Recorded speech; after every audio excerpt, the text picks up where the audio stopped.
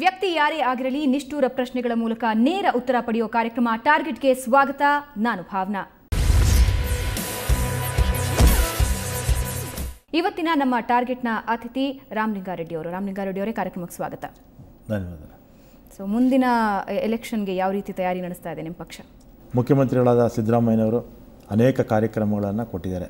ನಾವು ಚುನಾವಣೆ ಮ್ಯಾನಿಫೆಸ್ಟೋನಲ್ಲಿ ಹೇಳಿದಂಥ ಬಹುತೇಕ ಇಂಪಾರ್ಟೆಂಟು ಇನ್ನೂ ಬಹಳಷ್ಟಿದೆ, ಇಂಪಾರ್ಟೆಂಟ್ ಎಲ್ಲ ಕೂಡ ಕೊಟ್ಟಿದ್ದಾರೆ. ಸೊ ಒಂದು ಲೆಕ್ಕದಲ್ಲಿ ಇನ್ನೊಂದು ಚುನಾವಣೆಗೆ ಸಿದ್ಧತೆಗಳನ್ನು ನಡೆಸ್ತಾ ಇದ್ದೀರಾ. ಆದರೆ ಇದೇ 2 ತಿಂಗಳ ಹಿಂದೆ ಬಹುದೊಡ್ಡ ನಿರೀಕ್ಷೆ ಇತ್ತು ಇಡೀ ಕರ್ನಾಟಕದ ಜನತೆಗೆ. ಅದರಲ್ಲೂ ಸಾರಿಗೆ ವಿಷಯದಲ್ಲಿ ಬೆಂಗಳೂರು ಒಂದು ಲೆಕ್ಕದಲ್ಲಿ ಮಿನಿ ಕರ್ನಾಟಕ ಅಂತ ಹೇಳ್ಬೋದು. ಬೆಂಗಳೂರಿನ ಸೌಲಭ್ಯಗಳ ವಿಷಯದಲ್ಲೂ ಭರ್ಪೂರ್ ಎಲ್ಲ ರೀತಿಯಾದಂತಹ ನಿರೀಕ್ಷೆಗಳಿತ್ತು. ಎಲ್ಲೋ ಒಂದು ಕಡೆ ಆ ನಿರೀಕ್ಷೆಗಳಿಗೆ ಒಂದು ಭರವಸೆ ಮೂಡಿಸ್ತಾ ಇದ್ದಾರೆ ರಾಮಲಿಂಗಾರೆಡ್ಡಿ ಅವರು. ಖಂಡಿತ. ಯಾವ ರೀತಿ? ಬೆಂಗಳೂರನ್ನು ಹಿಂದೆ ಏನು ಗಾರ್ಡನ್ ಸಿಟಿ ಅಂತಿತ್ತು, ಅದನ್ನು ಹೆಸರನ್ನು ಮತ್ತೆ ಗಾರ್ಡನ್ ಸಿಟಿಯಾಗಿ ತರಬೇಕು. ಅಂದರೆ ಗಾರ್ಬೇಜ್ ಸಿಟಿ ಅಂತ ಅದಕ್ಕೆ ಹೆಸರು ಬಂದಿದೆ. ಕಾರಣಗಳು ಬೇರೆ ಬೇರೆ ಇತ್ತು 1 ವರ್ಷದಿಂದ ಹೆಚ್ಚಿಗೆ. ಮತ್ತು ನಾವು ಇನ್ನು 2 ತಿಂಗಳು ಕೂಸು ಅಂತ ಹೇಳ್ಬೋದು ನಮ್ಮ ಸರ್ಕಾರ. ನಾವು ಈಗಾಗಲೇ ಪ್ರಾರಂಭ ಮಾಡಿದ್ವಿ. ಅಲ್ಲ, 2 ತಿಂಗಳು ಕೂಸಾದರೂ ಅಳೋದು ನಗೋದು ಎರಡನ್ನಾದರೂ ಮಾಡಬೇಕಲ್ಲ, ಯಾವುದು ಮಾಡ್ತಿಲ್ವಲ್ಲ ರಾಮಲಿಂಗಾರೆಡ್ಡಿ ಅವರು? ಮಾಡ್ತಾ ಇದ್ದೀವಿ. ಈಗ ನೋಡಿ, ಮೊನ್ನೆ ITC ಅವರು 12 ವಾರ್ಡ್ಗಳನ್ನು ಅವರು ಕೂಡ ಪಾಲ್ಗೊಂಡಿದ್ದು, ನಮ್ಮ ಜೊತೆ ಪಾಲ್ಗೊಳ್ತಾ ಇದ್ದಾರೆ. ಮಹಾನಗರ ಪಾಲಿಕೆಯಲ್ಲಿ ಕೂಡ ನಾವು 100 ಕೋಟಿ ಪ್ರತಿ ವರ್ಷ ಕೂಡ ಖರ್ಚು ಮಾಡ್ತೀವಿ. ಮತ್ತು ಸಾರ್ವಜನಿಕರು ಮತ್ತು NGO ಸಹಭಾಗಿತ್ವದಿಂದ ಕೂಡ ಅವರ ಸಹಾಯ ಕೂಡ ನಾವು ತಗೊಳ್ತಾ ಇದ್ದೀವಿ. ಇರೋ ವ್ಯವಸ್ಥೆನೇ ಸರಿ ಮಾಡಿಲ್ಲ, ಇನ್ನು 6 ತಿಂಗಳ ಡೆಡ್ಲೈನ್ ಕೊಡ್ತಾ ಇದ್ದೀರಾ. 6 ತಿಂಗಳ ಒಳಗೆ ಜನ ಹಾಗಾದರೆ ಇದೇ ರೀತಿ ಸಮಸ್ಯೆಯಲ್ಲಿ ಈಗಿನ ಕಸದ ಸಮಸ್ಯೆಗೆ ನಾನು ಕಾರಣ ಅಲ್ಲ, ಅಥವಾ ನಮ್ಮ ಸರ್ಕಾರ ಕಾರಣ ಅಲ್ಲ, ಹಿಂದೆ ಇದ್ದಂಥ ಸರ್ಕಾರ ಕಾರಣ ಅಂತ ನಾನು ಭಾಳ ಸ್ಪಷ್ಟವಾಗಿ ಹೇಳ್ತೀನಿ. ಅವರ ನೀತಿ ನಿರ್ಧಾರಗಳಿಂದ ಇದು ತಪ್ಪಾಯಿತೇ ಹೊರತು. ಈಗ ನಾನು 83ರಿಂದ 89ರವರೆಗೂ ನಗರಸಭಾ ಸದಸ್ಯನಾಗಿದ್ದೆ. 89ರಿಂದ ಸತತವಾಗಿ ಶಾಸಕನಾಗಿ ಆಯ್ಕೆ ಆಗ್ತಾ ಇದ್ದೀನಿ. ನಮಗೆ ಕಸದ ಸಮಸ್ಯೆ ಯಾವತ್ತೂ ಸಮಸ್ಯೆ ಅನಿಸೇ ಇರಲಿಲ್ಲ. 1 ವರ್ಷದಿಂದ ಈ ಸಮಸ್ಯೆ ಕಾಣ್ತಾ ಇದೆ.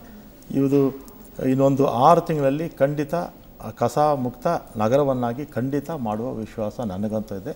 ಅದಕ್ಕೆ ರಾಮಲಿಂಗಾರೆಡ್ಡಿ ಅವರೇ, ಮಳೆಗಾಲ ಶುರು ಆಗಿದೆ. ಡೆಂಗಿ ಡಂಗೂರ ನಿಮ್ಗೆಲ್ಲರಿಗೂ ಗೊತ್ತೇ ಇದೆ. ಇನ್ನು H1N1 ಬಂದರೂ ಆಶ್ಚರ್ಯ ಪಡಬೇಕಾಗಿಲ್ಲ.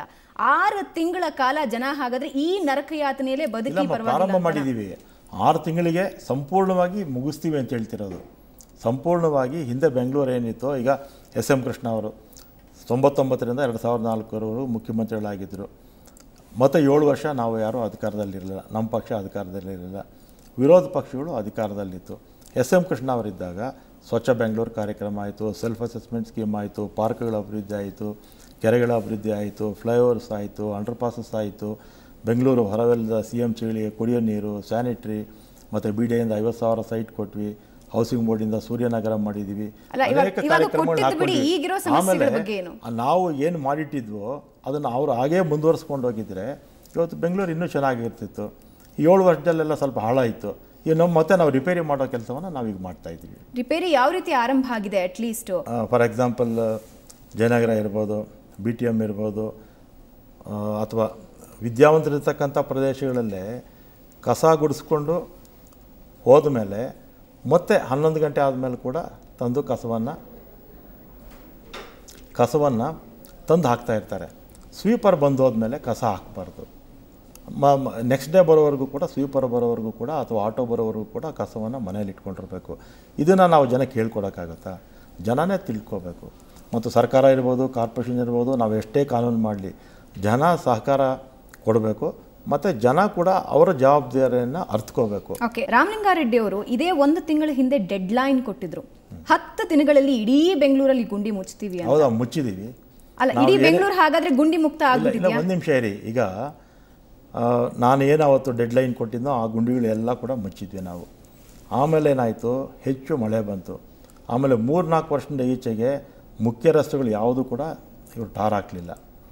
ಮತ್ತೇನಾಗಿದೆ, ಪ್ರತಿದಿನ ವಾಟರ್ ಸಪ್ಲೈ ಅವರು, ಸ್ಯಾನಿಟ್ರಿ ಅವರು, KEB ಅವರು, ಟೆಲಿಫೋನ್ ಅವರು, ಮತ್ತು ಆಪ್ಟಿಕಲ್ ಕೇಬಲ್ಸ್ನವರು ಒಂದು ವಾರ್ಡ್ಗೆ 10 ಗುಂಡಿ ಅಂತ ಅವರೇಜ್ ತಗೊಂಡ್ರು ಕೂಡ ದಿನಕ್ಕೆ 2,000 ಗುಂಡಿ ಮಾಡ್ತಾರೆ. ಅದರಿಂದ ಆ ಗುಂಡಿಗಳಿದೆಯೇ ಹೊರತು ನಾನೇನು ಟಾರ್ಗೆಟ್ ಕೊಟ್ಟಿದ್ದೋ ಆ ಎಲ್ಲ ಗುಂಡಿಗಳು ನಾವು ಮುಚ್ಚಿದ್ದೀವಿ. ಹಾಗಾದರೆ ರಾಮಲಿಂಗಾರೆಡ್ಡಿ ಅವರಿಗೆ ಡೆಡ್ಲೈನ್ ಕೊಡೋ ಸಂದರ್ಭದಲ್ಲಿ ಇಷ್ಟೆಲ್ಲ ಸಮಸ್ಯೆಗಳಿರುತ್ತೆ ಅಂತ ಗೊತ್ತೇ ಇರಲಿಲ್ಲ? ಹಾಗಾದರೆ ಇಲ್ಲ, ನನಗೆ ಗೊತ್ತಿತ್ತು. ನಾನೀಗ 8 ವರ್ಷದಿಂದ 29ರಿಂದ ಸತತವಾಗಿ ನಾನು ಆಯ್ಕೆಯಾಗಿ ಬರ್ತಾ ಇದ್ದೀನಿ. ನನಗೆ ಎಲ್ಲ ಸಮಸ್ಯೆಗಳು ಕೂಡ ನನಗೆ ಚೆನ್ನಾಗಿ ಗೊತ್ತಿದೆ. ಹಾಗಾದ್ರೆ ಸಚಿವರು 10 ದಿನದಲ್ಲಿ ಗುಂಡಿ ಮುಚ್ಚಾಕ್ತೀನಿ ಅಂತ ಡೆಡ್ಲೈನ್ ಕೊಟ್ಟಿದ್ದೀವಿ. ಇವೆಲ್ಲ ಗೊತ್ತಿದ್ದೂನು ಇಲ್ಲಮ್ಮ, ಆವತ್ತು ಎಷ್ಟು ಗುಂಡಿ ಇತ್ತೋ ಅಷ್ಟು 10 ದಿವಸದಲ್ಲಿ ಮುಚ್ಚಿದ್ವಿ. ಇದೆಲ್ಲ ಆಮೇಲೆ ಆಗಿರ್ತಕ್ಕಂಥದ್ದು, ಮಳೆಯಿಂದ ಆಗಿರ್ತಕ್ಕಂಥದ್ದು. ಹಾಗಾದ್ರೆ ಈ 2 ತಿಂಗಳಲ್ಲಿ ಮಳೆ ನಿರೀಕ್ಷೆ ಅಂತೂ ಖಂಡಿತ ಇತ್ತು. ಸರ್ಕಾರ ಅಧಿಕಾರಕ್ಕೆ ಬಂದಾಗ ಮಳೆ ನಿರೀಕ್ಷೆ ಅಂತೂ ಇತ್ತು. ಹಾಗಾದ್ರೆ ಅದ್ರ ಬಗ್ಗೆ ಯಾಕೆ ಕ್ರಮ ಕೈಗೊಳ್ಳಿಲ್ಲ? ಇವಾಗ ನೀವು ಗುಂಡಿ ಮುಚ್ಚೋದನ್ನ ನೋಡ್ತಾ ಇದೀವಿ ನಾವು. ಖಂಡಿತ ಒಂದು ವಿಶ್ ಮಾಡಬೇಕಾಗಿರೋದು, ಕೆಲವು ಕಡೆ ಗುಂಡಿ ಮುಚ್ಚಿದ್ರೆ ಅಭಿನಂದನೆಗಳು ಹೇಳಲೇಬೇಕು. ಆದ್ರೆ ಆ ಗುಂಡಿಗಳು ಎಷ್ಟರ ಮಟ್ಟಿಗೆ ಮುಚ್ಚಿ ಹೋಗಿವೆ? ಒಂದು ಮಳೆಗೆ ಕೊಚ್ಕೊಂಡು ಹೋಗುವಂತಹ ಕಾಮಗಾರಿ ಏನಕ್ಕೆ? ದುಡ್ಡು ವೇಸ್ಟು, ಕಾರ್ಮಿಕರನ್ನು ಬಳಸ್ಕೊಳ್ಳೋ ಅವ್ರ ಶಕ್ತಿ ವೇಸ್ಟು, ಕಚ್ಚಾ ಕಾಮಗಾರಿ ಯಾಕೆ ಅನ್ನೋದು. ಇಲ್ಲ, ಏನಾಗಿದೆ, ಮಳೆ ಬಂದಾಗ ಏನಾಗುತ್ತೆ, ಯಾವಾಗಲೂ ಅಷ್ಟೇ, ಟಾರ್ ಹಾಕಿದಾಗ 2 ವರ್ಷ 3 ವರ್ಷ ಟಾರು ಚೆನ್ನಾಗಿರುತ್ತೆ. ಕ್ವಾಲಿಟಿ ಟಾರ್ ಹಾಕಿದರೆ ರಸ್ತೆ ಗಟ್ಟಿಯಾಗಿರುತ್ತೆ. ಆ ಮಳೆ ಬಿದ್ದಾಗ ಏನಾಗುತ್ತೆ, 3 ವರ್ಷ 4 ವರ್ಷ ಏನಾಗುತ್ತೆ, ವೀಕ್ ಆಗುತ್ತೆ. ಆ ಟಾರಲ್ಲಿ ಏನೇ ಸ್ಟ್ರೆಂತ್ ಇರುತ್ತಲ್ಲ, ಸ್ಟ್ರೆಂತ್ ಇರೋದಿಲ್ಲ, ಆಗ ಬೇಗ ಗುಂಡಿಗಳು ಬೀಳುತ್ತೆ. ಆದ್ದರಿಂದ ನಾವು ಈ ಸಲ ಪ್ರಮುಖವಾಗಿ ನಮ್ಮ ಮುಖ್ಯಮಂತ್ರಿಗಳು ಕೂಡ ಆದೇಶ ಕೊಟ್ಟಿದ್ದಾರೆ, ನಾನು ಕೂಡ ನಮ್ಮ ಅಧಿಕಾರಿಗಳಿಗೆ ಅಂದರೆ ಆಯುಕ್ತರಿಗೆ ಎಲ್ಲರೂ ಕೂಡ ಹೇಳಿದ್ದೀನಿ, ಪ್ರಮುಖ ರಸ್ತೆಗಳನ್ನ ಎಲ್ಲ ಕೂಡ ಈ ಸಲ ಟಾರ್ ಹಾಕಬೇಕು ಅಂತ ಕೂಡ ಹೇಳಿದ್ದೀನಿ. ಇವತ್ತು ನೀವು ಟಾರ್ ಬಗ್ಗೆ ಮಾತಾಡ್ತಾ ಇದ್ರು ಕೂಡ, ಗುತ್ತಿಗೆಯಲ್ಲೂ ಕೂಡ ಅವ್ಯವಹಾರ ನಡೆಯೋದು ಹೊಸ ವಿಷಯ ಏನಲ್ಲ ರಾಜಕೀಯದಲ್ಲಿ. ಗುತ್ತಿಗೆ 2 ದಿನಕ್ಕೆ ತಾರ್ ಕಿತ್ತೋಗುವಂತಹ ಗುತ್ತಿಗೆದಾರರು ಎಷ್ಟೋ ಜನ ಇದ್ದಾರೆ. ಅವ್ರ ಮೇಲೆ ಕ್ರಮ ತಗೊಳ್ತೀರಾ ಅಂದರೆ ಅದು ಮರ್ತು ಹೋಗುವಂಥ ಮಾತು. ಸೊ ಇಷ್ಟೆಲ್ಲ ರೋಡ್ ವೈಡನಿಂಗಿಗೆ ಇಷ್ಟೆಲ್ಲ ಟೆಂಡರ್ ಕರೀತಾ ಇದ್ದೀರಾ, ನಿಜವಾಗಿಯೂ ಜನ ನಿರೀಕ್ಷೆ ಮಾಡಬಹುದು. ಇದು ಸಿಗ್ನಲ್ ಫ್ರೀ ಕಾರಿಡಾರ್ಸ್ ನಾವು ಮಾಡ್ತಿರೋದು. ಇದರಲ್ಲಿ ಏನಾಗಿದೆ, ಹಿಂದೆ ಎಲ್ಲ ಟಾರ್ ಹಾಕ್ಬಿಟ್ಟ ಮೇಲೆ ಬಿಲ್ ತೊಗೊಂಡು ಹೊರಟ್ಬಿಡೋರು ಕಾಂಟ್ರಾಕ್ಟರ್ಸು. ಆದರೆ ಇದರಲ್ಲಿ ನಾವು ಮೈಂಟೆನೆನ್ಸ್ ಕೂಡ ಕೊಡ್ತಾ ಇದ್ದೀವಿ. ನಾವು ಮೈಂಟೈನ್ ಅವರೇ ನಡೆಯಲ್ಲ ಅಲ್ಲ, ಅಕ್ರಮ ಅಂತಲ್ಲ ನಾನು ಹೇಳ್ತಿರೋದು, ಮೈಂಟೈನ್ 5 ವರ್ಷಗಳ ಕಾಲ ಅವರೇ ಮೈಂಟೈನ್ ಮಾಡಬೇಕಾಗುತ್ತೆ. ಆವಾಗ ರೋಡ್ ಚೆನ್ನಾಗಿರುತ್ತೆ.